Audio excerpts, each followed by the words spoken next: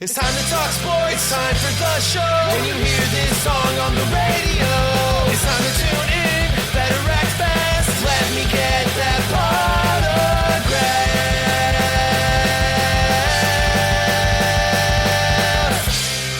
Potograph, Sports Talk Radio. Starting now. Let's go. What's up, everybody, and welcome to episode 170 of Let Me Get That Potograph. My name, as always, is Drew, or the DH, and joining me, my awesome co-host, Mr. Scott Rappaport. He is alive. I am alive. Yes. So I went ahead and got me the Rona last week. Yes. And I didn't get hit as hard as I thought. It's just that like lingering fatigue, man. It's brutal. It's brutal. And I got a show coming up this weekend too, which is gonna be like absolutely insane.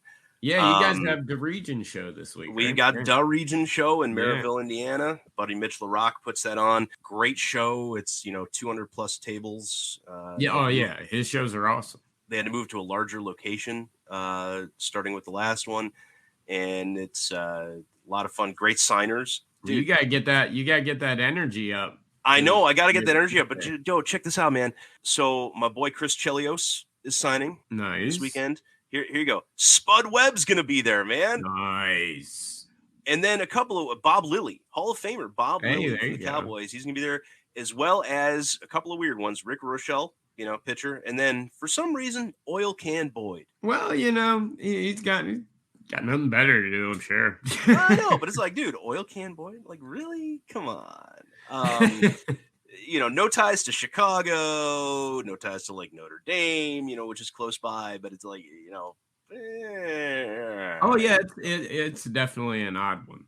I know. I'm most excited about Spud Webb. Spud Webb's pretty cool. That's pretty awesome right there. What he should have done, and I don't know if this would have been possible, but like do both Spud Webb and Muggsy Bogues. There you go. Do like the short boy signing. There you go. I would attend that signing in a heartbeat. Yeah, that would be a lot of fun. Well, good luck at the show. I'm glad you're feeling better though, thanks, man. But let me tell you, COVID makes you do some really weird things. Like yesterday, I thought I ran over a leprechaun with my car. Really? Oh, dude. Did you stop to check to make sure you didn't hit anybody? Oh, it was just a midget. It's okay. But it's like, right. Yeah, you do some really weird things with that. So hopefully this show may be very, very interesting, depending on what I can and cannot stop. Yeah, well, if we go over the rainbow halfway through the show, you know what's going on. Yeah. Well, we'll start out this week, Scott, and I am glad you're feeling better. And thank you, man. Sorry we had to miss last week, guys. But things happen. And we are back here with episode 170. But, Scott, we got to start off with the hottest topic in the hobby, the biggest thing in the hobby, the greatest thing in the hobby going on right now. Everyone in the world's talking about it. And that, of course, is the PPP loans and the hobby. Oh, God. And I'm totally fucking kidding. I'm not talking about that. I know. Sorry. But look, let me, since you brought it up, we're not going to get in depth on it. But if we did, you'd get proper information, because the majority of the people that are out there spouting off crap about all the companies that took the PPP loans and shit like that, they have no clue, one, on how the law was written, right. Two, how businesses operate and what they can and cannot do. And they just want to go after these guys just because it's going to get them clicks and stuff like that. It's like seriously, there's no look. From what I saw, the major companies did nothing wrong. Now, do I think that the government should have gone in and said, hey, let's go hand out all this money? No, of course not. But every single one of these companies played by the rules. It's not their fault that the rules were written that way. Exactly. Yeah. Yeah. That doesn't make it fraud. Right. Yeah. Yeah. And I'll leave it at that.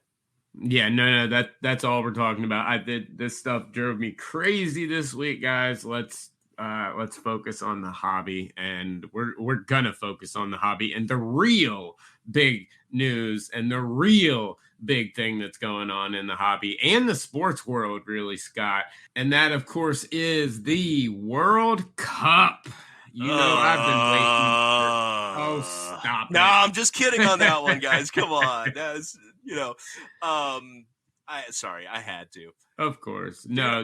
You know something I've been waiting years and years for now, and have been collecting literally for years, waiting up and hoarding cards, waiting up for this a couple weeks right now. And all I can say, man, is since we haven't done a show since the World Cup's actually started, holy shit. From the group stages to the 8. Wow. I'm gonna tell you, I got COVID at the right time. Yeah, This is the equivalent of getting COVID like during the first 2 rounds of the NCAA tournament. Yeah. You want to time it perfectly. Perfect. Yeah. And I did, because I couldn't leave the house. I was stuck at home. So I got to watch pretty much every single World Cup game. Yeah. Now, I will say I did not watch the first game of the day each day, because I'm not getting up at 4 or 5 in the morning. 5 a.m. Kip.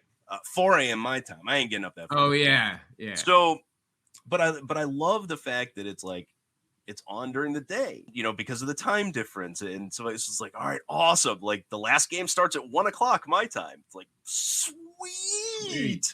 Like I'm not stuck watching like shitty daytime TV. Actually, you don't even need to do that anymore with streaming services and things like that. But I got a chance to see pretty much every single game. And it was, I'm going to tell you, dude, things did not go how I thought they were going to go. No, and I mean the game. It's been incredible to watch. I mean, obviously Morocco is the Cinderella story, quote unquote. My God, that defense is incredible. 1 goal allowed, and it's an own goal. Yeah, through the entire tournament. I mean, this team, they actually looked more confident going into the shootout in the last round than their opponents did. I mean, it's incredible what they're doing. So many amazing things happening in this World Cup, and what it's doing is it's taking a lot of big teams out and a lot of big players out, which is changing kind of the market on them. If you weren't selling them at the beginning,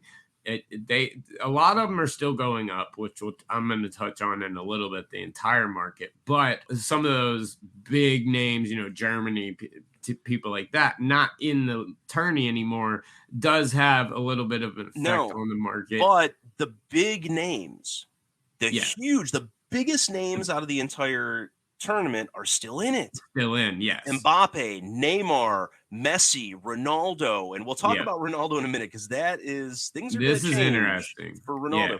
But those guys, they're all still in it. But there's guys that have stepped up. Yes. And I mean, let's talk about Cody Gakpo. Hey, my boy Kimmich. I know Germany's not in it, but Kimmich came up huge. Yeah. But you know what? They didn't get out of the group.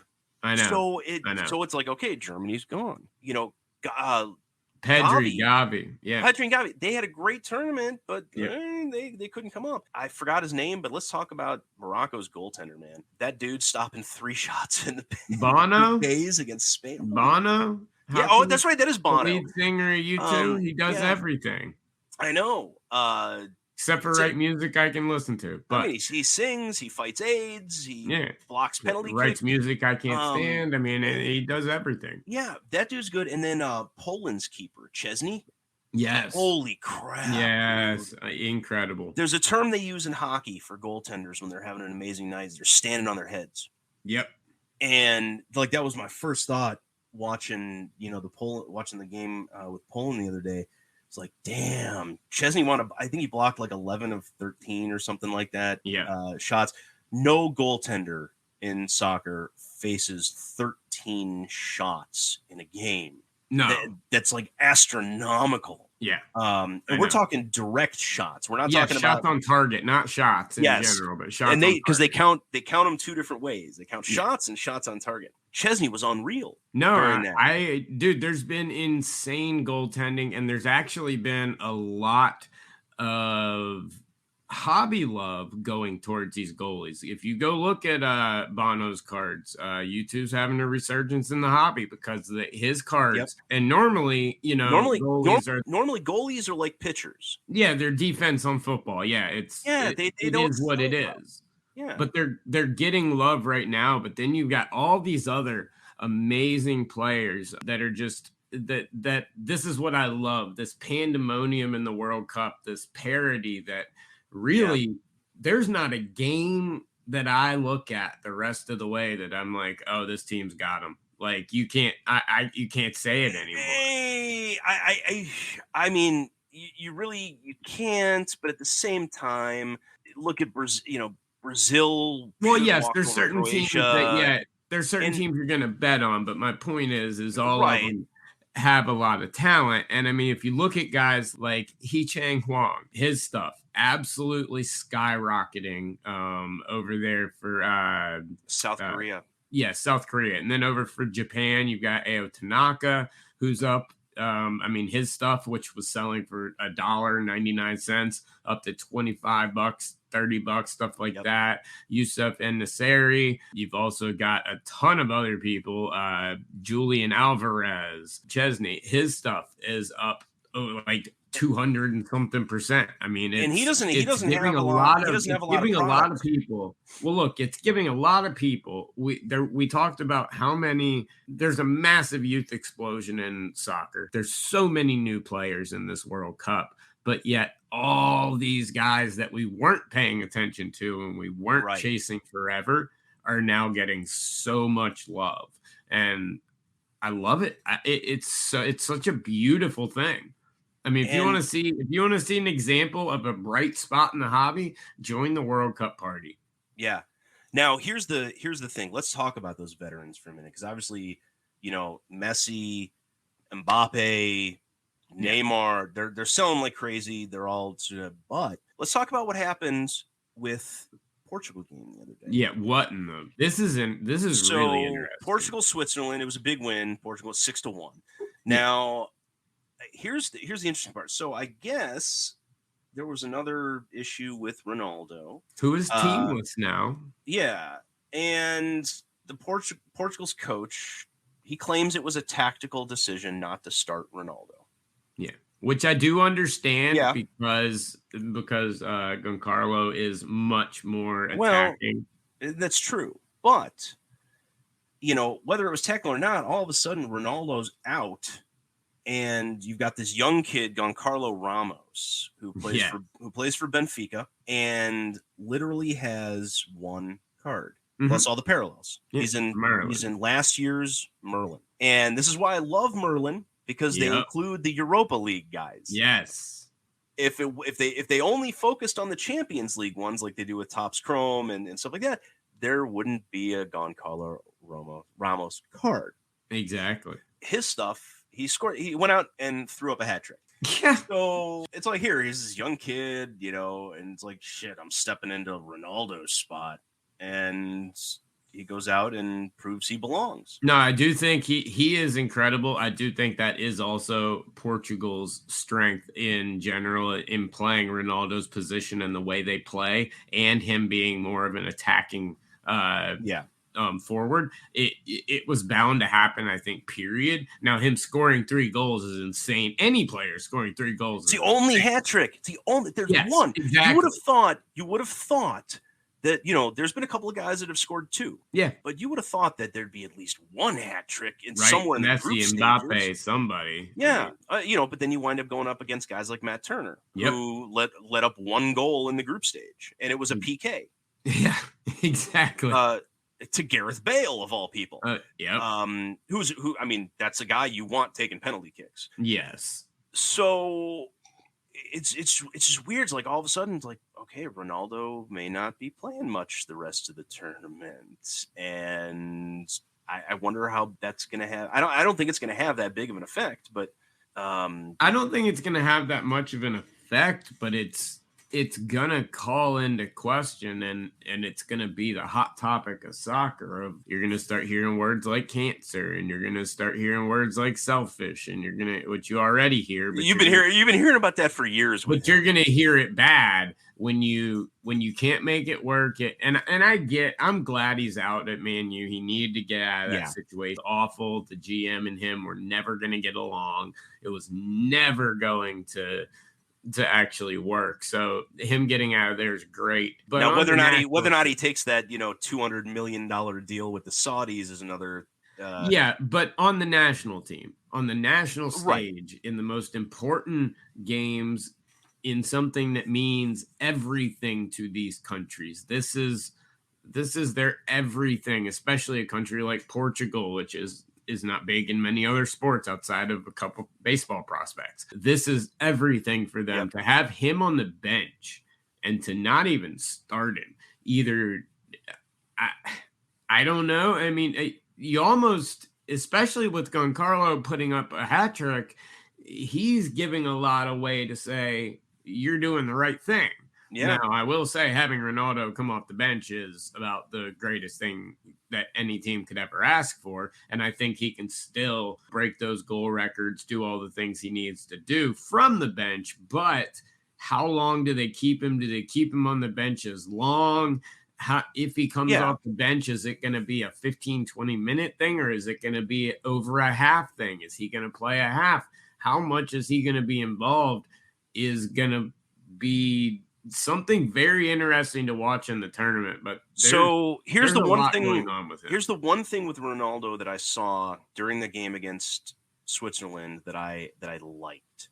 And that's the fact that every time they panned over to him, when he was either sitting on the bench, or he got up, he celebrated all of the goals with his team. You could see him smiling and things like that. It wasn't I didn't see like a crappy attitude on his face. Yeah. Like, why the hell am I not in there? And maybe, maybe it's because they were winning big. Yeah. And I think if they didn't, have as big of a lead, I think they would have put him in. He would have been, if that game 0-0, like long throughout the game, and they would have put him in at that game earlier. Yeah. There's no question about that. But I think the fact that he's not sitting over there on the bench, with his head in his hands, getting all pissy about not being in, is a slight change from what we typically see when you're watching a Man U game and he's on the bench. He's sitting there all getting all pissy. But I didn't see that in the game against Switzerland. So I did appreciate that. I like that. And I think it may be a change in attitude for him. This is definitely humbling for him. I think this is incredibly humbling when you get to a group stage like this and you're benched. I mean, and frankly, I think that if they had come out and said well ahead of time that, hey, look, we're playing Switzerland, we're going to rest Ronaldo for the game because the rest of the tournament is going to get progressively harder for us. And then use your tactical reasons for playing Giancarlo. Then you look, that's fine. Give Ronaldo the rest. The dude's 37, 38 years old. Granted, we're both older than that, so it's not really saying much, but he's got the potential games coming up. They got to, if they get past Morocco, they got to play the winner of England and France. And then, they got to play potentially Brazil or Argentina. I know. Those are going to be really difficult games. And the way that the groups were set up, had Morocco not beaten Spain, that half of the bracket would have been completely nuts with England and France playing each other. I know. And then if Spain and Portugal were playing, those are two countries that they're literally right next door. They don't really like each other at all. And it's one of those, it's like, damn. And don't get me wrong, England and France, it's more of a friendly rivalry now. But historically, how many wars have those two countries gone? Oh yeah, I know. Gone against. Hey, they're going to war soon, and I can't wait. And my family history outside of United States is England. So go England, baby. Let's go, Phil Foden. Show up, buddy. Man. Hey, shut your mouth. I don't want to hear it. And I just got these. I got these things like I need France to pull it off. Because I got money reasons for all of them to win. Well, that's the thing. It's like, it's like I got cards I need to get. I got much more. Trust me, I have 10 times more cards of players not on England than I do on England. But I mean, I can't root against my team. That's like rooting against the Panthers. It's just blasphemy. I ain't doing it. And that's that's one thing we didn't. When we were talking about topics this week, that's actually one thing I was going to bring up and I completely forgot. was Baker Mayfield, but we're not going to talk about him this week. We'll let's see what happens in LA, and we'll talk about him later. Yeah, I want to see what happens with that in LA because I have a lot of thoughts on that, and that's a massive segment in and of itself. So we'll give him a week. We'll see how long, or a week or two, see how long it takes him to get in there. But yeah, Baker out of Carolina. Thank God, like I said, he was being paid like a custodian, so it didn't really matter. But we got away from that. Well, according to Progressive Insurance, that's what his job was in Cleveland. If you buy all those commercials. Yeah, there you go. But yeah, guys, so the World Cup, absolutely incredible. And we'll obviously keep following this week by week. It is the World Cup, and we're in for one hell of an exciting Final Eight. But Scott, we'll move on now to something that a couple months ago we talked about it. Panini had a massive product dump when it came to football. We had tons of football products releasing at once, massive amounts just being released in the span of a couple of weeks. Well, looking at the release date calendar and the things that have come out in the past week, in general as well, such as Heritage and Sapphire and things like that, you're about to see one of the biggest product dumps I've seen in a long time on Major League Baseball, especially on Topps End. And that's without including Panini and all of their releases that are coming out as well, like Chronicles, things like that just came out. But Topps, on their release date right now, basically to Christmas, we're looking at about 12 releases in baseball. All right. So I have a couple of different thoughts on this. Okay. So thought number one is that they're trying to get as many of the 2022 products out before 2022 is over. Yeah. But I think there's another reason, which actually may be the priority reason for Topps / Fanatics. And I'm going to tie that back into something I said when we started off the show talking about PPP, is that the majority of the people talking about it have no clue how business works. And when I see a product dump like that in December, what that really says to me is that they want to get the revenue for this product on the books for the 2022 calendar year. Yeah. And they're dumping it all at, around the same time towards the end of the year as much as they can in order to take the revenue in so it counts for 2022 and does not carry over to 2023. That makes a lot of sense. I mean, I didn't think about that because the one thing that I did think when I saw this was this is December. This is the absolute worst month to release product. Yeah. Now, there is a wild card in that statement that I do want to clarify. Okay. And I do not have the answer to that. Topps and Fanatics, I do not know if they are on a calendar year fiscal calendar. True. Yes. So their fiscal year may end at a different time other than the end of the year. And if that's the case, then what I just said about getting the money on the books for 2022, throw that out. Right. But if they are on a calendar year fiscal schedule, then that makes a lot of sense. Then it makes a ton of sense. Yeah. And I do not know the answer to that. Okay. Well, that's interesting. That's another thing I didn't think about. That's why. See, this is why I have a co-host. But exactly. But yes, so you've got all these products coming out, and a lot of big products, a lot of good products. But just like when it happened in Panini, we both said it and we talked about it, and I'm going to tell you guys out there listening right now, the same thing. This is going to be an opportune time to buy wax and buy singles, because with all these products coming out in December, in a time where a lot of people do not have the extra disposable income because it's going to presents, things, trips, whatever it may be, this is the time where you're going to see a lot of these products fall through the cracks. A lot of people don't know Sapphire's out.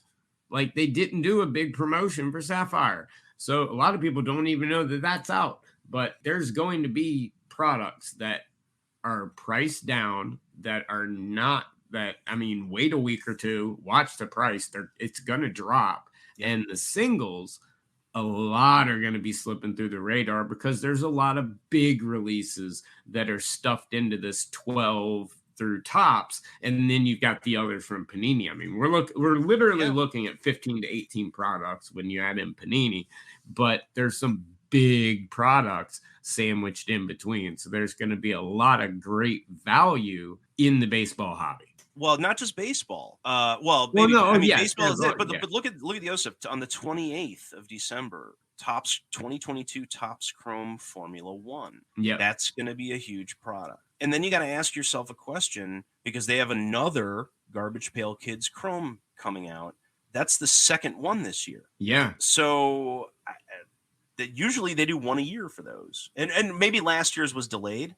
It might have been. I remember last year they did do 2 dynasties for F1 also. So it's not unprecedented for them to put out 2 releases of the same product in 1 year. Because F1 did have 2 dynasties last year. That's true. And this most likely be Series 5. Last time was Series 4 Garbage Pail Kids Chrome. But it's another one I've got the sets for all the other ones that I've built. So it's like, all right, I got to go do this one now too. Well, those have held up amazingly well too. There's a big market on those. So yeah, and I'm just looking at it. It's like, okay, looking at all the other stuff that's coming out. Well, one thing that stuck out to me, Scott, is I was looking for it, and I was looking for the release date, and then I came across it, and I was looking for Topps Chrome Update, and I noticed something a little odd, Scott. Yeah, they're doing hobby. Yeah, for the first time. They do. I have been high on Chrome Update for years, and I mean there have been years like 2019. I ripped like 600 boxes and like 200-300 hanger packs of that. It's not an exaggeration, people. No, not an exaggeration. That's literally what I ripped that year. And then subsequent years it became harder to find, so I've ripped less. But it's always been a Target exclusive mega box type product.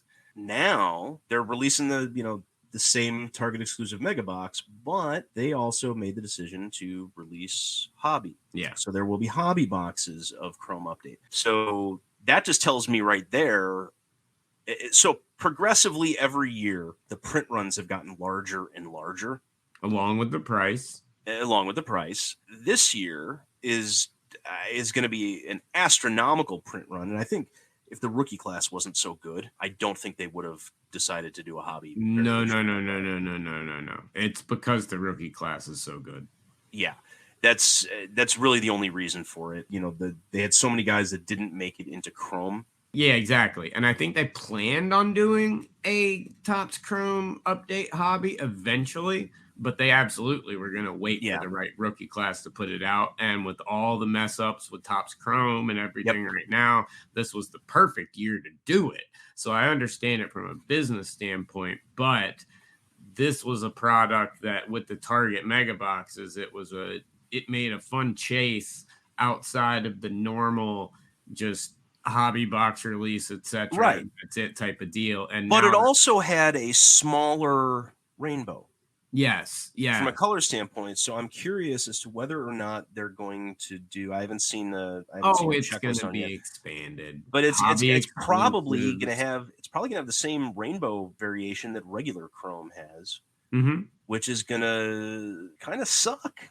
No, it's going to massively dilute the product. Yeah, and it's not which was one of the most valuable and underrated sets they had, and one of the best late season, off season type of deals that they ever had was Topps Chrome Update. It always produced with some amazing stuff, and now you do this. The one thing that I didn't like is that all of the autographs in Chrome Update were all sticker. Yeah. And I don't know if they've changed that since they added a hobby variation to it. I would hope so. But I don't think, even in the hobby boxes, I don't think an autograph is guaranteed. Wow. Okay. Yeah. I don't think. I haven't seen the configuration yet, so I'm not entirely sure. I haven't either. I don't know. But I would hope that by adding in hobby, that they would say, screw the stickers, Mm-hmm. And don't get me wrong, most of those big name rookies that you're chasing, they did have autographs in Chrome. You know, Julio Rodriguez, Right. Yeah. Torkelson, Yeah. Yeah. they had autographs in Chrome. They just didn't have base. Yes. And typically you're not chasing the autographs out of Chrome Update. Yeah. But if they're adding a hobby, please, Topps, please tell me that you have scrapped the stickers and gone straight to on card. You've got to, if you're gonna make it that type of a product, you have to. Now, from what I see, hobby box, like you said, 24 purple parallels in a hobby box and 12. Well, it's one per pack. Yeah, it's the same as they started doing last year with the purples, and that was a new addition last year. Yeah, and I think they did that. I think they did that because the rookie class last year sucked, and there was nobody to really chase in Chrome Update. So right, you got to sell a product they gave somehow. You something, and you got 12 inserts, but that's all they tell you so far. And then you've got the mega boxes, of course. 4 cards per pack, 10 packs per box. They do not have the parallels or anything out yet. They've not announced anything along those lines outside of the autograph checklist. The fact that they're putting out these hobby boxes and knowing that you're still getting the 1 purple per pack. Yeah. That tells me that it's probably the hobby box is really just probably going to be a 24-pack box of the same stuff that you get in the mega box. Yeah. Unless, which I think they're probably going to do, they're going to have a ton of hobby exclusive only parallels. And I think they're going to I will almost guarantee you they take away the option of being able to hit the 1-on-1s in the targets. They're gonna do something along those lines. So traditionally, they've always done 2 inserts. There's 2 insert variations in Chrome Update. Last year they added the All-Star Game update, and that kind of stuff. So I don't know what they're going to insert, but we'll see in a couple weeks when it comes out. Well, yeah, we'll see. Right now there's not a ton of information on it, but it going hobby definitely raises some interesting questions of what's going to happen with what was one of my favorite products for a long time. But yeah, so that will be coming out here shortly, guys, and we will give you an update on all that. One thing I do know is the Target Mega Box is going to come in at around $50 for a 40 card box. Same as it was last year. Yep, same as it was last year, $50. I didn't think they'd drop it, but $50 a box. So to do that, I'm gonna need some money. So we'll be right back, guys, because we got to pay some bills. All right, welcome back to episode 170. Hope you guys enjoyed the little break there. Got a chance to use the bathroom or something like that. Grab some food, grab a drink, have a beer, do some shots. But now we're going to talk about something that's typically kind of boring in the wintertime because there's nothing going on with it. But we have MLB free agency. We do. Going on right now. And some exciting moves as well as some expected moves, some expensive moves. Well, yeah, it's baseball. It's baseball. And this doesn't have to do with free agency, but I do want to bring it up is that congratulations to longtime announcer for my Chicago Cubs, radio announcer Pat Hughes, who was announced yesterday as the winner of the 2023 Ford C. Frick Award for Excellence in Baseball Broadcasting, and will be joining some absolutely amazing broadcasters in the Baseball Hall of Fame. So congratulations, Pat Hughes. Yes, congratulations. That's an awesome award, man. I know, and you know what? I love seeing when somebody associated with my Chicago Cubs. Yes, I know you do. Winds up going in there, but I had to bring it up. Yeah. But let's get into the money aspect. Of let's get into the meat and potatoes of what is going on. And the elephant in the room is no longer an elephant in the room. Let's talk about Aaron Judge. Signed a, what was it, $320 million, $360 million?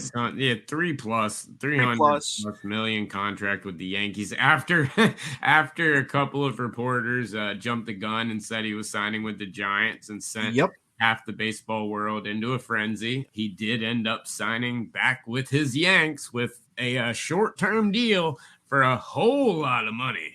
Well, and it was what did they offer him before the season started? It was $230 million for I think the same length of contract or something like that. Yeah. So 60 this is what 62 home runs gets you is an additional like 110, $120 million. Maybe more. I forgot what the exact number was. Each home runs a couple mil. That's solid. Yeah. I'll take that's let's break that down. How many million is that per home run? Now do the math, ladies and gentlemen.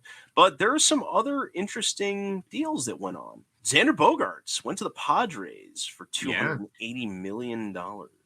Yeah. That was that was kind of a shock that he got that much. That much money. Yeah. Yeah. Cody Bellinger. I was just about to bring him up. That was a shock too. Granted, it's a 1-year contract, but I can't believe the Cubs shelled out $17 million for him. Yeah. Wilson Contreras to the Cardinals. Yeah. He was the top free agent catcher, and he got a slightly larger deal than the Cubs were willing to offer, $87.5 million, which and I'm obviously a hole that the Cardinals massively needed to fill. Well, for the first time in 15 years. That's my point, but they didn't wait around. They got the best on the market right there. Yeah, and that's the other thing. It's like I'm actually excited about that because I got a ton sitting in Miguel Amaya, and without Contreras there, it's looking like he's going to be the guy coming up. Yeah. So I'm hoping about that. But let's talk about Verlander. Yeah, Verlander going to the Mets. That was, dude. I guess I guess he wanted to go to a place that didn't have the stress of October baseball. Right. Yeah. Well, some people like that golf. That's perfect. That's prime golf weather, bro. I know. You're a golfer, that's the prime time to be playing golf. So I know, especially up in New York. That's what I'm saying. So I mean, and that's the thing. Maybe he's content. So the Mets lost Jacob deGrom. Where did he go? He went to the Rangers, didn't he? Yeah. And they replaced him with arguably a better pitcher. Oh, that 100% an upgrade. And I like deGrom, but Verlander's just my only concern about Verlander is you're throwing $86 million on a 2-year contract to a guy who's 40 years old. 40s, yeah, I know. And granted, he's got a very nice surgically repaired arm that that he's coming back with. But I don't know if giving the guy $43 million a year at that age is gonna blow up on the Mets. Yeah, I know. It's there's been a lot of interesting stuff. That was a weird move to me. I thought Verlander would want to go somewhere where he would contend for a little while longer. It literally looks like you said, he's going somewhere with less stress unless the Mets somehow magically figure out how to build a team, which I don't think will ever happen, at least in my lifetime. But yeah, that was an interesting one. The moves have been crazy. Judge obviously taking a lot of attention away from, like we just said, a ton of massive signings. But what do you see this doing to the hobby? How do you, especially like Judge in general, staying in New York as opposed to moving to a team like a San Francisco or wherever he would go? How do you think this is going to work in the hobby? Like, especially, I don't think it's going to change anything in the hobby. I think that there's this weird thing. Like even when somebody moves teams and is no longer on the team that they're depicted in on their rookie card. I don't know why, but it always seems like that kind of devalues things a little bit. And there's some rare exceptions to that, but it's when the player moves on and they're not there anymore, it just seems like things get like Juan Soto, right? Look at him. I mean, now that he's not with the Nationals anymore, he and granted, he hasn't played to the same level that he played in 2018, but that's the real reason for the devaluation. But still, it's like, all right, do I really want to chase a Nationals card? Yeah. So it's just one of those things. But I think staying in New York was the right move for him. He likes it in New York. I know he got the hard pitch to stay there by Anthony Rizzo. Yeah, and he's got the personality and he's got the city down. You know what I mean? Like he's got that. He's got it in him to be. You got to be a certain type of person to play in any sport in New York, and he's that type of person. He can do it. Yeah, and now it's also very possible that he didn't sign with the Giants because they offered him the same amount of money, but the reality is that would have been like 30% less because of the taxes. Yeah. You've got that aspect of it that you got to take into consideration. And granted, they do have a nice millionaire's tax in New York City and things like that. But I just see him like, I thought if he was going to go anywhere, it might have been to Florida. Either the Marlins or the Rays or something like that, or the Astros or something where they can do that. But I think the Yankees are going to be contenders. I think Judge wants to win a championship, and I think that New York has a better opportunity to do that than San Francisco. Well, I will say if he went to the Marlins, it would have caused a panic down there because they would have actually had to hire concession workers for once. No, I know. Same thing with the Rays. Stadium. Yeah, I know. The Rays too. Neither one of them could fill a stadium. Which is, I know. So they'd actually have to hire a staff to actually work at those stadiums that they make us pay for in those taxes. But Aaron Judge staying there. I agree with you though. Especially in baseball, in basketball, in football, I don't think it matters as much.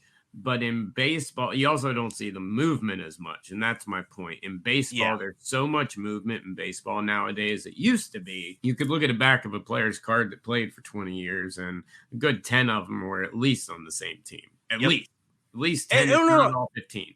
Football, there's not as much movement. But basketball, there is a ton of movement. Basketball, there is a ton, yes. Yeah. But when you look at it now, players move they sign 10-year deals and then they move into, and those contracts are changed up. I mean, half of not half, but a good chunk of superstars play for countless baseball teams throughout their career. And so I don't think the moves matter as much anymore. I do think had he gone Judge to a market like a San Francisco or a Florida, I do think his cards would have suffered probably a little bit. So I do think there is value in teams, being with the Dodgers, the Yankees, those bigger teams. But I don't think baseball fans, and especially baseball collectors, really give a crap anymore because these players move on in a year or two anyway. Well, but think about it this way from a card market standpoint. Let's look at Ichiro. Yeah. Because Ichiro is a really good case for this. So you've got his rookie card and his, early career and then his late MLB career with the Mariners. Yes. And his Mariners stuff sells well because that's the team that he came up with in the majors. Then you've got his Yankees stuff, which sells well because it's Yankees. Yeah. They got the largest fan base in baseball, but then you've also got his Marlins stuff. Yes. And his Marlins stuff doesn't. It's the lowest sales of all of his stuff. Yeah. Doesn't command the same, but it's still Ichiro. Yeah. Still the same player, same auto, same everything. Yep. Same everything. And I think that is probably the best case study. Randy Johnson with the Diamondbacks would be good too. But here's the thing. Didn't he won a World Series with the Diamondbacks, though? He did, but they still go for way less than his other stuff. No, and that's true. It's the Diamondbacks have a smaller fan base. That's my point. And so there is several case studies that we can use that would show that, hey, look, if Judge had moved to a different team, whether it's the Giants have a good fan base. Yes, they do. Had he moved anywhere outside of the Yankees, that stuff would have suffered a little bit financially within the hobby. And I'm saying that even if he puts up big stats, now if he breaks records and if he breaks his own home run record or something, does something crazy, then maybe obviously that changes a little bit. But if he puts up amazing seasons still, but aren't record breaking seasons, his cards would suffer 100% if he and what he would really have to do is he'd have to go to a National League team and he'd have to break the all-time home run record, because that way he would have both the AL and the NL home run record. That would be the thing that would really, vault the values. But anything short of that, or he winds up in the World Series and has like a 3 home run game, right? That wins it, or something, singularly astronomical. It would take a legendary moment in other words, to get Exactly. that same bump back up that he's going to keep. So, Exactly. so that helps a lot of you judge holders. And if you aren't a judge holder, make sure you don't hold those Topps Chrome. Remember the awesome redemption program and go to your hobby shops and get those exchanged. I've done that a couple times. It's quick and easy, and the hobby shops love it. So whatever Topps is doing for the hobby shops, I will say this, it's got to be great for them, because I thought that the hobby shops were going to be a little annoyed by it. No, they love it. So they've got some good deal going because they love it. Yeah, it seems to be doing well, the ones that are participating. So I had one call me and tell me that they were doing it. So that's how into it these places are. And you know what? I work with a lot of them. Yeah. So some of them are participating, some of them are not. And it's just one of those weird, dynamic things as to, that. But it seems to be doing very well for them. 2 weeks later, it's still going very strong. And it's goes through March. Yeah, exactly. So you've still got time. So dig out those Chrome cards. But Scott, before we wrap up the show today, we'll end on a lighthearted note because I saw something really funny. It was an exchange that happened on Twitter on Wednesday. And a buddy of mine that I follow on Twitter was just making a just normal post where he posts about Pat McAfee. And it's a Pat McAfee autograph that he had gotten. And he posts the picture of it and he's like, awesome mail day. So excited to have this. Well, Pat McAfee comments underneath this photo as one of the first comments, these words right here. That doesn't look like my signature. That's all he writes. That's all he writes. Here we go. Here we go. So what do you think happens for the next, 30, 45 hour, however long until the next tweet? The tinfoil hats got out. They went absolutely nuts. You could 110% tell it was his autograph. It was just a crappy version. But, oh my God, people went ape shit on this autograph. And then Pat McAfee puts out another tweet a little bit later, kind of clarifying, not saying, hey guys, I want to clarify this or anything like that. Just another tweet saying that, that must have been one of my autographs at the end of the sheet. I absolutely hated signing these fucking things. Sorry. And that was, he said, sorry, you deserved better. And I thought that was really cool. But he calmed the tinfoil hat people and a million YouTubers that I'm sure were making attack content and all this stuff that had to scrap their videos when Pat McAfee clarified his own very teeing off first comment. That first comment of that doesn't look like my autograph, and that's so. It. If I were McAfee, I would have reached out. And you said this was a buddy of yours that posted this. Yes.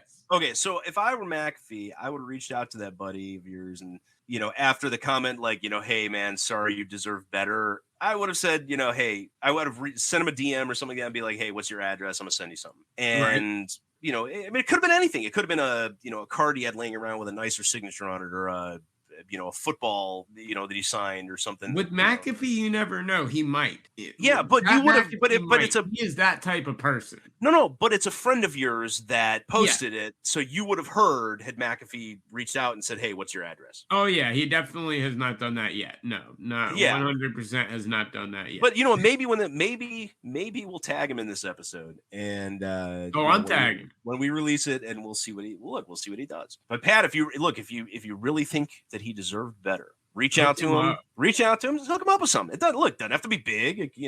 I'm sure you got a super fractor, of yours laying around that you can sign and send to him, or maybe he played in Super Bowl, didn't he? Yeah. So maybe you've got your game used jersey from that Super Bowl that you can sign and send to him, just as the kind of, hey, I'm sorry, I messed up, pair of game used cleats or something like that, along those lines.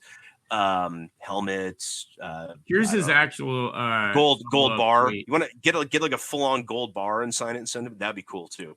Yeah, here's his exact follow-up tweet with a Martin Lawrence gif attached to it. Oh boy. I signed a very limited amount of those things. I hated it.